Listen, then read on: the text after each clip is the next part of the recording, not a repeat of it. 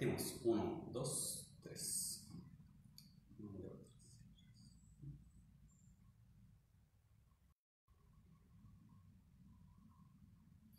Amigos, amigas, amigues de Revista de Frente, el día de hoy estamos realizando esta transmisión en directo, tanto por Instagram como por Facebook, porque tenemos el honor de encontrar a Carlos Pérez Soto, profesor de Estado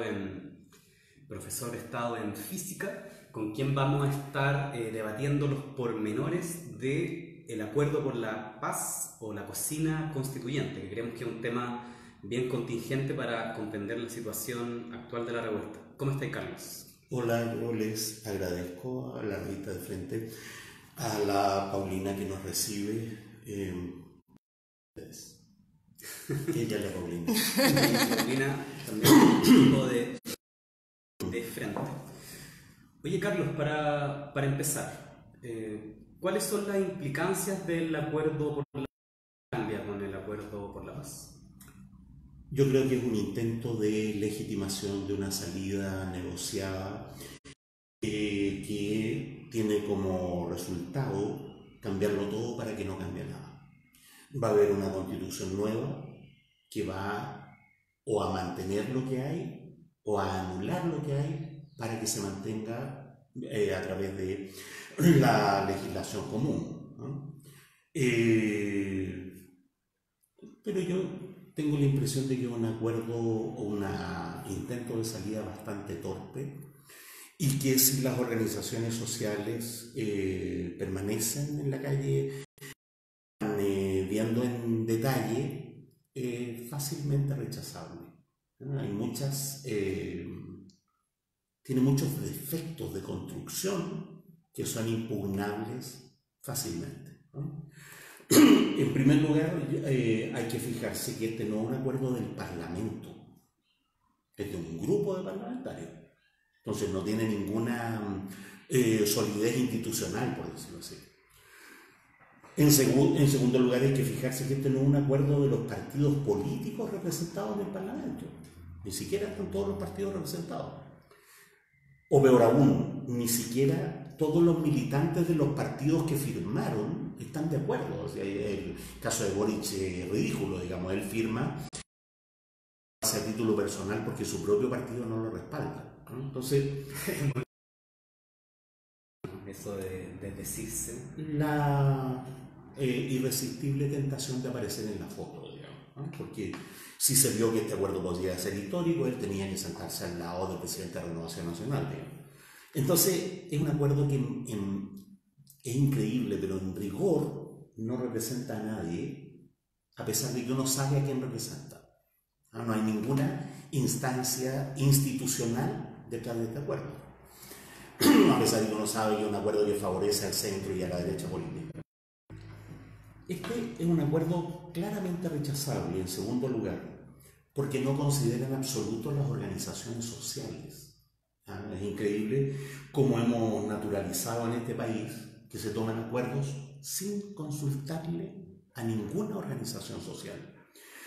Este acuerdo no integra a las organizaciones sociales como el Colegio de Profesores, como la Confederación de Trabajadores del Cobre, como los trabajadores de la salud, qué sé yo. No considera consultarlas tampoco, no hay en el acuerdo ninguna acápite que diga esto va a ser consultado, ni siquiera las menciona, lo que es un atropello a la dignidad de las organizaciones que el conjunto de los ciudadanos se ha dado, un atropello muy característico del estilo parlamentario, ¿no?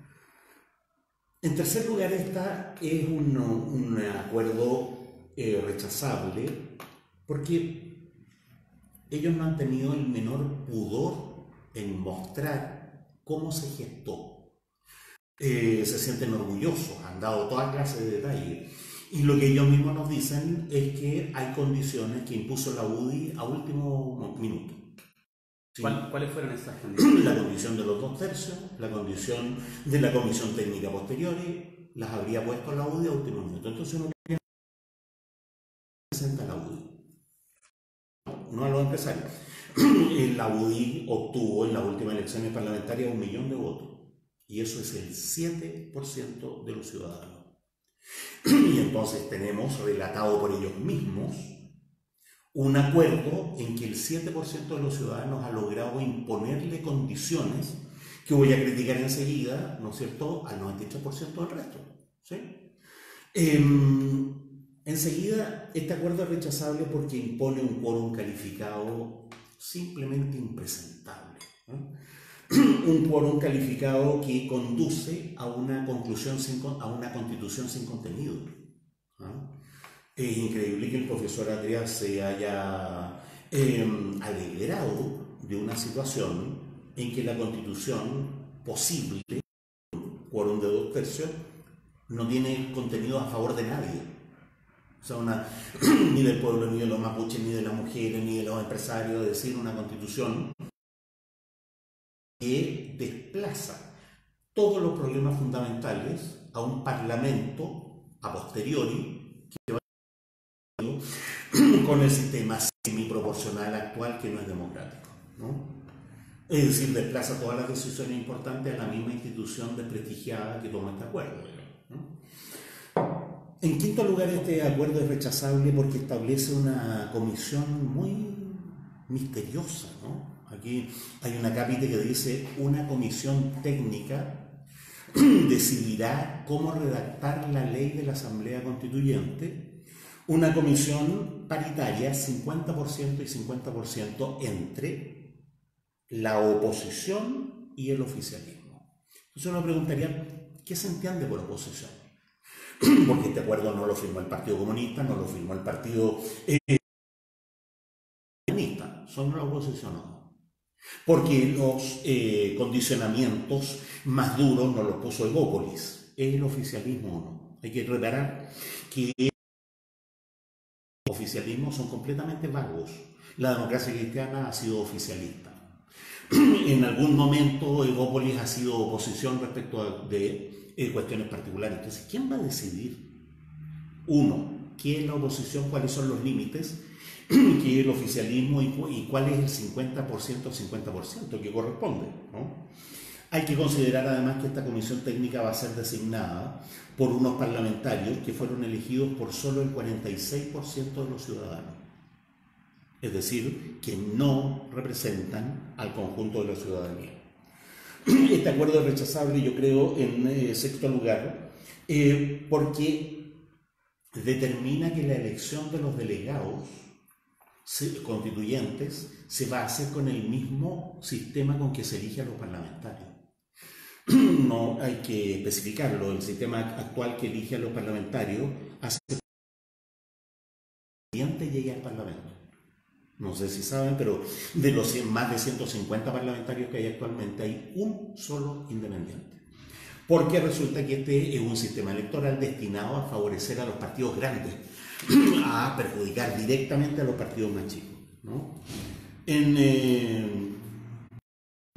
Bueno, en suma, yo creo que este es un acuerdo hecho torpemente, que está lleno de hoyos que son rechazables de manera muy clara, por la mala voluntad expresa de declarar ganamos cuando no hemos ganado nada. Carlos, para poder abordar esta situación política en un contexto histórico mayor, ¿qué similitudes podrías encontrar tú entre este acuerdo por la paz y el proceso que inicia, que ya lo definiste como un intento de adaptación de la situación política, y el periodo de la transición a la democracia, que tiene como antecedente el Acuerdo Nacional, donde también un arco muy amplio de fuerza política desde sectores del Partido Socialista hasta la derecha rechazan la violencia y dicen, bueno, hay que buscar una salida. La consigna en la calle es muy clara, muy lúcida. No son 30 pesos, son 30 años.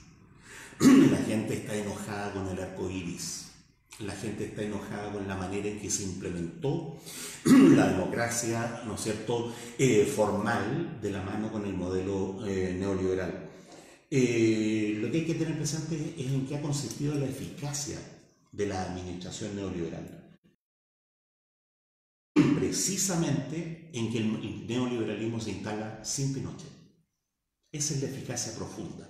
Ha resultado, los chilenos lo sabemos, extraordinariamente más viable instalar las medidas neoliberales más profundas en democracia, administradas por la llamada centroizquierda, que en dictadura. ¿Sí? Eso significa que en el 83-85 la clase dominante de este país aprendió que la solución militar sirve para empezar algo, pero no para mantener algo en el tiempo.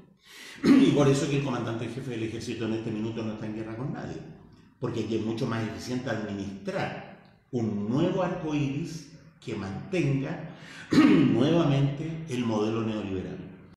Hay que cambiarlo todo para que no cambie nada. Hay que hacer una nueva constitución que diga nueva y tenga los mismos contenidos que la anterior. Hay que establecer unas nuevas leyes que digan no hay amarre y contengan los mismos acuerdos que antes. Es mucho más eficiente para el modelo que haya asamblea constituyente y que la asamblea constituyente no sea realmente democrática, participativa. Esa es la técnica. La técnica es te concedo el nombre y te quito el contenido. O en resumen, con este acuerdo de hecho torpemente, si resulta, si no tenemos hacer lo mismo que el 89, pasando del arco iris en el titular y el modelo neoliberal en la letra chica. Recientemente, un grupo de abogados constitucionalistas de derecha señaló que un poco el acuerdo sería relativo y no incluiría siquiera esta referencia a la hoja en blanco, que tan en boga ha estado en el debate de los abogados constitucionalistas progresistas como Fernando Atria o Baza, ¿no? ¿Qué nos podrías decir sobre Yo creo que el ánimo de este acuerdo no es defender la constitución de Pinochet Lago. En algún momento de la conversación se vieron y dijeron redactemos la constitución desde cero. El ánimo es otro. El ánimo es producir una constitución nula, una constitución sin contenido, una constitución, entre comillas, que no favorece a nadie. No, hay que notar que cuando un bando, la clase dominante, va ganando, no favorecer a nadie significa confirmar a los que van ganando. Entonces yo creo que son capaces de respetar la hoja en blanco. Si no hay acuerdo de 2 tercios, no van a volver a la constitución del 2005, del 80, sino que simplemente van a dejar ese espacio en blanco. Por ejemplo, si no se logran 2 tercios para mantener la autonomía del Banco Central, van a sacar ese punto de la Constitución y la autonomía del Banco Central va a ser establecida a posteriori con un quórum. Es decir, lo que no lograron con 2 tercios lo van a poder lograr. Que Héctor te está señalado que es escandalosa. El punto de entrada es un quórum muy alto, pero posteriormente para volver a introducir las normas constitucionales, ¿no es cierto?, retrógradas por la vía de la ley, ellos ya no se ponen 2 tercios, sino que van a poder reintroducir todas esas normas constitucionales, volver a meter el Tribunal Constitucional, volver a negar la autonomía de los pueblos originarios por un 50%. Entonces, va a haber hoja en blanco, eso no es el problema. Hay otra. Tal como está el acuerdo, lo que va a ocurrir no es que se va a redactar una constitución. Lo más probable es que una comisión de expertos redacte una constitución y la asamblea que se elija tiene que discutir una constitución ya redactada. Entonces, por un lado, de nuevo, se cumple el titular, partimos de cero, pero por otro lado la letra chica dice sí. Pero para empezar a discutir vamos a ofrecerles un texto hecho. Yo creo que ese es el arreglo. El arreglo también ha sido criticado porque se llama Acuerdo por la Paz, pero no tiene ninguna referencia a la paz o a todas las implicancias que tiene de que Piñera y estamos en guerra. Y te lo planteo porque tanto en las actas del Consejo de Seguridad Nacional como en las declaraciones de varios diputados del Frente Amplio y de la clase política en general, aparece el tema de la violencia, la idea de reconocemos las demandas son legítimas, pero lo ilegítimo es la violencia. ¿Por qué ocurre eso? Y nuevamente, ¿qué similitud tiene con el proceso del 80, donde también hubo una división del campo popular entre los pacíficos y los violentos?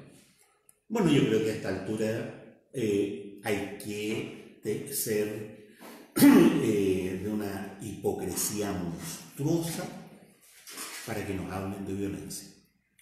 Porque este país es enormemente violento. Aquí hemos vivido la violencia que llaman paz durante 30 años. Es violento que el sistema de transporte público subvencione al transporte privado. Es violento que los trabajadores indignantes, mientras los barrios más pudientes tienen líneas de metro de lujo.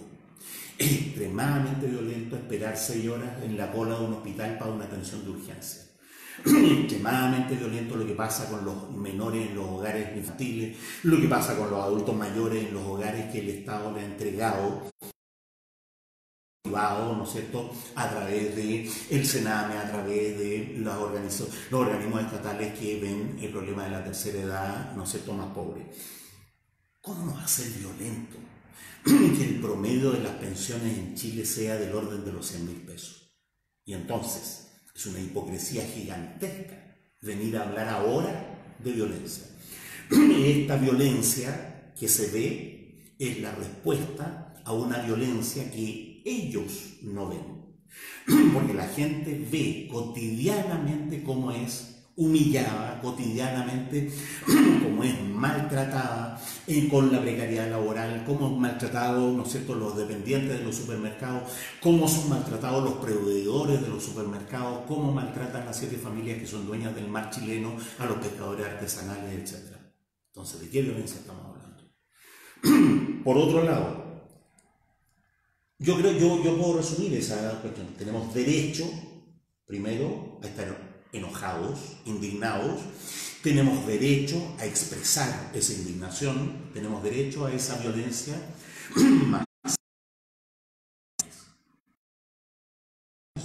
Tenemos derecho a decir que no, y además ocupando la calle, y además tocando las cacerolas, además, ¿no es cierto?, parando el tránsito, y el que va en la pasa. Podemos empezar a distinguir la violencia. ¿De qué violencia están hablando? ¿Sí? Yo creo que es necesario evitar la barricada inútil, parar el pequeño comercio. Es necesario darle garantía a las madres para que puedan ir con sus hijos a las manifestaciones, a los adultos mayores que pueden ir a la Plaza Italia sin llenarse de gases lacrimógenos, aunque lo hagan igual. Y entonces, no es contradictorio llamar al pueblo chileno a manifestar su protesta y al mismo tiempo condenar la violencia física, la violencia puntual, la violencia extrema que nos pone en buena cuenta en manos de la violencia infiltrada, entre otras cosas, ¿sí? Yo llamaría a los ciudadanos a protestar pacíficamente, porque esa protesta pacífica ya es la expresión de la indignación, y yo diría que el poder le tiene más miedo a 500 activistas que con su presunción habitual, ¿no es cierto?, creen que han puesto en jaque a la policía o cosas por el estilo. A 500 barricadas no tiene ningún temor, al revés, le sirve para poner portadas en los medios de comunicación todos los días. Ante 1.200.000 personas, hasta el presidente de la República tiene que inclinarse y decir que está muy contento y que incluso estuvo ahí. Carlos, nuestra amiga Teresa Olivares, que sigue a la revista De Frente, te pregunta: ¿qué debe que figuras como Baza y Atria se dediquen a defender este acuerdo de manera tan enérgica? A que son profesores universitarios, a que tienen una formación, a que nunca han defendido un caso en los tribunales. Si defendieran casos en los tribunales, sabrían que el arte de la abogacía consiste en hacer trampa. Y estas son personas extremadamente bien educadas, muy bien formadas, con doctorados honorables en el extranjero, que son capaces de creerle a la UDI. Ningún ciudadano chileno es capaz de creerle a la UDI. el profesor Fernando Atria es capaz de creer en la buena voluntad con que la UDI metió los 2/3, ¿no es cierto?, al acuerdo. Yo creo que han pecado de una ingenuidad que al principio es inocente, pero que rápidamente se puede convertir en culpable. Yo creo que Fernando Atria tiene toda la oportunidad del mundo para leer de nuevo el acuerdo y decir abiertamente, con la sinceridad que lo caracteriza, con la bonomía que lo caracteriza, perdón, pero en realidad, ahora que lo leí, el acuerdo no es tan bueno. No es un acuerdo institucional, no es un acuerdo que represente a nadie, establece mecanismos contramayoritarios que la misma Constitución que queremos derogar, ¿no es cierto?, establece. Yo le hago un llamado a Fernando Atria. Fernando, en este minuto estás plenamente a tiempo de no convertir tu complicidad inocente en una complicidad culpable. Y importante en esa línea, porque esos mismos abogados constitucionalistas, progresistas, sacan a colación el ejemplo del proceso constituyente boliviano, donde la derecha fue la que también impuso estos quórum elevados, y lo ponen como ejemplo de viabilidad. Y resulta como el Héctor Testa, analista constituyente de la revista de Frente, trabaja en uno de los artículos, que los pueden encontrar en la página web, frente.cl. Resulta de que en el proceso constituyente boliviano nunca se aprobó nada por 2/3. No se logró constituir ese quórum, y eso fue utilizado por la derecha boliviana para intentar 2009. O sea, incluso los ejemplos históricos que dan muestra de que no litigan, sino que también hay un desconocimiento histórico muy profundo de los procesos constituyentes latinoamericanos. Yo creo que el quórum de 2/3, tal como está formulado, por supuesto que es viable. Por supuesto que el 90% del Parlamento lo va a aprobar. Porque hay que pensar, ¿quiénes? Los mismos que hicieron el acuerdo del 89 van a hacer un acuerdo del mismo titular progresista, neoliberalismo en la letra chica, hoy día. ¿Sí? Para eso, uno no tiene que ser profesor universitario, tiene que viajar en el metro todos los días para darse cuenta que el presidente de la República es capaz de mentirle a toda la ciudadanía diciendo: estoy feliz de que 1 millón de personas haya salido a protestar contra mí. En 2011 hizo lo mismo. En 2011, mientras Carabineros reprimía el movimiento estudiantil en la Alameda, el presidente de la República, este mismo presidente, dijo en las Naciones Unidas: los estudiantes están llevando a cabo una noble lucha por la educación. Que estaba mandándole los pacos encima. Yo creo que personas como Fernando Atria no están preparadas para la política real. Y la política real es la de Correa. La política real es la de Saldívar. La política real es la de Patricio Aylwin, ¿no es cierto?, y Ricardo Lago. Esa es la política real. Y yo creo que es una persona inteligentísima, ha ido aprendiendo mucho. Y este mal paso le puede servir, ¿no? Como tus ingenuidades, Fernando, te pueden poner esa del nuevo arreglín para salvar la economía neoliberal. Porque, por supuesto, la defensa de este acuerdo, ¿no es cierto?, la peor defensa es la que puede hacer la Jacqueline Van Rysselberghe. Si la Jacqueline Van Rysselberghe sale a defender este acuerdo, todo el mundo va a decir: a la derecha le conviene. Pero si sale a defenderlo Fernando Atria, va a decir, la gente va a decir: los moderados, los expertos, los pacíficos. Yo creo que él es lo suficientemente inteligente para no convertirse en un culpable y, como digo, tiene la oportunidad de dar una mínima explicación acerca del error que está cometiendo. Sí, y en esa misma línea creo que hay una imagen bien tétrica que está de Ena Bombaer con Miguel Crispi, que es como el cerebro político, y al mismo tiempo que ella sale pues con la cara demacrada, logran la negociación, dicen que es la última hora de la negociación, meterle el tema del quórum de los 2/3. O sea, ahí se ve un poco quién sabe jugar y quién es aprendiz. Oye, Carlos, y para ir cerrando, ¿cómo enfrentamos lo que se viene? O sea, ¿cuál crees tú que son criterios, ideas para enfrentar este escenario? Yo siempre hablo de manera súper pragmática, y no variedades, sino ¿qué hacer? Tenemos un problema, ¿cómo salimos de la situación? Yo creo que aquí hay que hacer un acuerdo con el Parlamento, no con un grupo de parlamentarios. Y ese acuerdo tiene que ser un acuerdo entre Unidad Social y el Parlamento. Porque el Parlamento es el que tiene que redactar la ley de la Asamblea Constituyente. ¿Sí? Primero tiene que ser un acuerdo institucional. Unidad Social contiene a las organizaciones sociales más importantes de este país y el Parlamento, con el prestigio que tiene, es el que tiene que hacer la ley. Un acuerdo a ese nivel. Se acepta el plebiscito de entrada. Todas las encuestas dicen que vamos a ganar ese plebiscito. Se acepta el plebiscito ratificatorio. Partamos de ahí para arriba, ¿no? Esto primero hay que rechazarlo, pero aquí hay un par de plebiscitos que aceptamos, por supuesto, ¿sí? Esa grosería de que la Asamblea Constituyente se llame Convención Constituyente es simplemente inaceptable. Es inaceptable, es una indignidad, no sé cómo, ¿no es cierto? Personas como Giorgio Jackson pudieron aceptar, pero me cambia el nombre, así como el patrón de fondo le dice a la nana, ¿no es cierto? O usted hable de tal. Entonces, aceptamos que las alternativas del plebiscito sean Parlamento, ¿no es cierto? Una convención parlamentaria, o sea, mitad y mitad, o una asamblea constituyente. Eso lo aceptamos. De ahí para arriba hay que exigir ciertas cosas en esa mesa de negociación. Primero, exigir que haya una ley especial para elegir la asamblea constituyente. Que la asamblea constituyente no se elija con los distritos de diputados y con el sistema semiproporcional. Que se elija de manera proporcional y con los distritos de los municipios.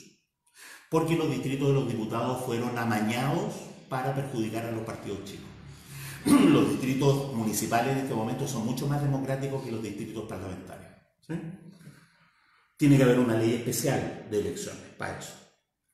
Una segunda cuestión es que yo aceptaría el quórum de 2%, de 2/3. Yo lo aceptaría, con una condición, de que todos los acuerdos que no se logren porque no hay 2%, todos los desacuerdos, ¿sí?, sean llevados a plebiscito. Ejemplo, Tribunal Constitucional. La derecha junta 1/3 y ellos dicen no hay, tiene que haber, y nosotros decimos no hay 2/3 para eso. Muy bien, el tema va a plebiscito. Derechos reproductivos de la mujer. La derecha se opone, nosotros decimos que tiene que haber, muy bien, si no hay 2/3 va a plebiscito. Eso significa introducir un plebiscito intermedio. Eso significa un plan de 3 plebiscitos. Plebiscito de entrada, constitución, el mecanismo, plebiscito ratificatorio al final, ¿sí? La asamblea constituyente va a durar 1 año, ¿sí? Lo que yo haría sería un plebiscito a los 9 meses. La asamblea constituyente discute, llega a un montón de acuerdos por 2/3, llega a un montón de desacuerdos y 9 meses después de 9 meses de funcionamiento se hace un plebiscito con todos los desacuerdos. En los 3 meses siguientes, respetando ese plebiscito como vinculante, se redacta una constitución, se redacta el proyecto final, digamos, que va a ser ratificado. Vamos a ver si ellos son capaces de someter las controversias realmente profundas al acuerdo de todos los ciudadanos. No solo es por la paz, sino que por la democracia. Yo creo que el acuerdo entre la Unidad Social y el Parlamento tiene que incluir una agenda social urgente paralela a la Asamblea Constituyente, una agenda social mínima, y tiene que incluir un pronunciamiento sobre los atentados contra los derechos humanos que han ocurrido durante este periodo. Eso tiene que estar dentro del acuerdo. Yo creo que hay que agregar porque pensemos en Grecia, pensemos en Syriza, pensemos en España, pensemos en la crisis del 2008. La Asamblea Constituyente tiene que tener el poder para derogar cualquier disposición que haya asumido el Estado 2 años antes y durante su funcionamiento. ¿En qué estoy pensando?